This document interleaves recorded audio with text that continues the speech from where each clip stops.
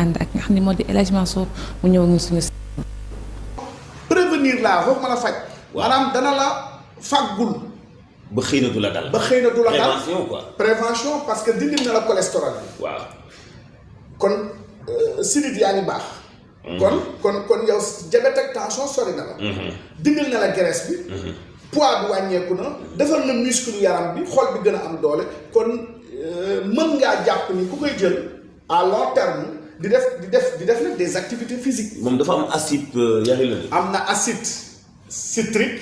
waaw. am na acide linoléique. am na acide arginique. ok. am na benn fine forme bi ñu defaroon def si acide hyaluronique. moom la ñu remplacer ak acide arginique parce que fine forme boobu da ngay jeex xaw a loof fine forme bi da ngay jeex ànd ak sa kàttan. ok. loolu mooy différence bi mais noonu lañ liggéeyee itam ci fine forme jigéen boo xam ne naan nga ko ba jeex perte poids. waaw ñu liggéeyal la IA forme xam nga ko. waaw IA forme nag moo am acide hyaluronique. waaw. moom moo am acide hyaluronique. bii moom waaw. dafa neex de sang bi. waaw moom dafa neex.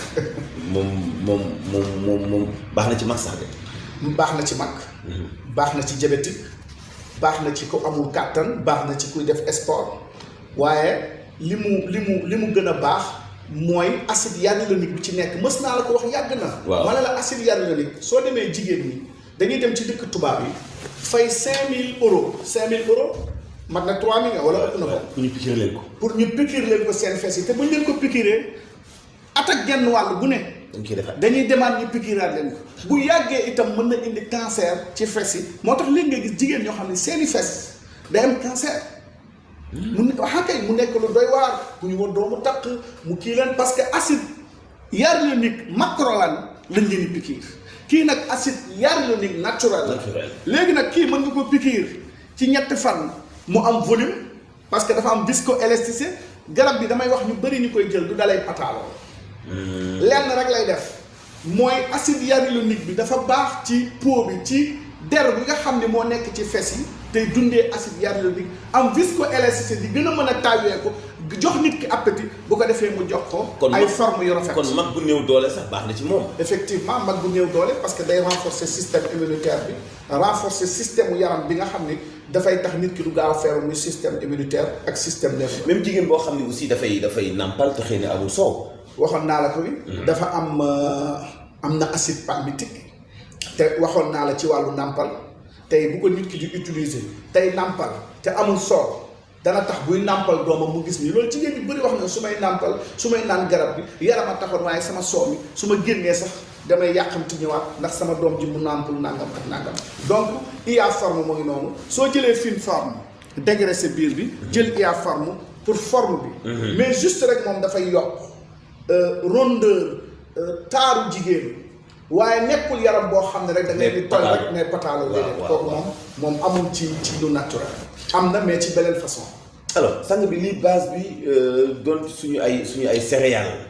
kese ak des feuilles des plantes extraits de plantes nutritives. mais voilà. parce que plantes yi dafa am des plantes thérapeutiques. waaw des plantes aromatiques. waaw. et des plantes nutritives.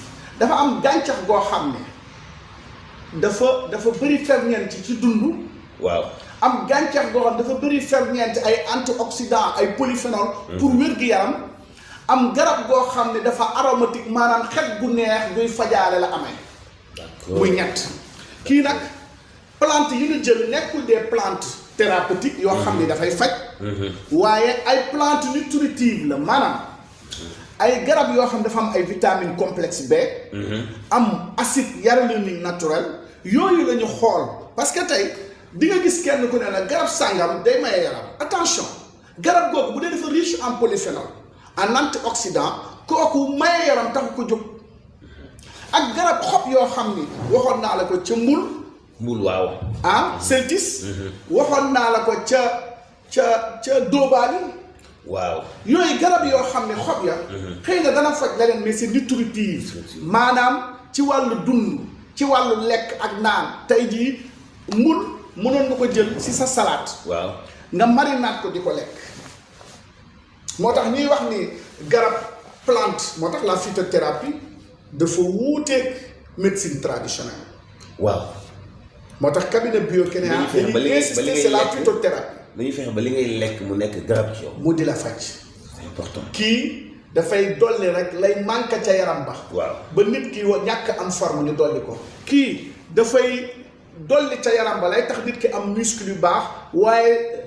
dimbali lay tax graisse seey. waaw donc kii c'est nutritif c'est thérapeutique. dindi la ca baaxul. waaw kii nii muy lotus dafay nekk plante boo xam ne c'est purement thérapeutique parce que dafay def pansement gastrique dafay faj lu mel ni garab bii di faj insuffisance cardiaque. c'est la même chose garab yuy faj la. moo tax. léeg-léeg nit ne garab sàngam day faj déedéet garab giy faj ak giy dundal am na garab goo xam ne. tey war nañ ci waxtaan maa ngi ciy waxtaan ak benn waa gars yu yor affaire élevage yi. waaw nu ñuy tudd.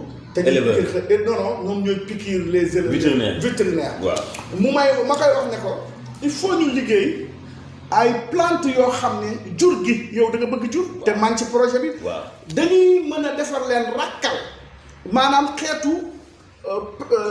repas boo xamante ni base bi plante la am na garab yoo xam ne. c'est important tey jii bu ko xar di lekk. waaw dana toll na ko neex. loolu donc ñu ngi ci projet boobu dafa repas boo xam ne à 80% ce sera des plantes ak plus ñu boole ci yeneen.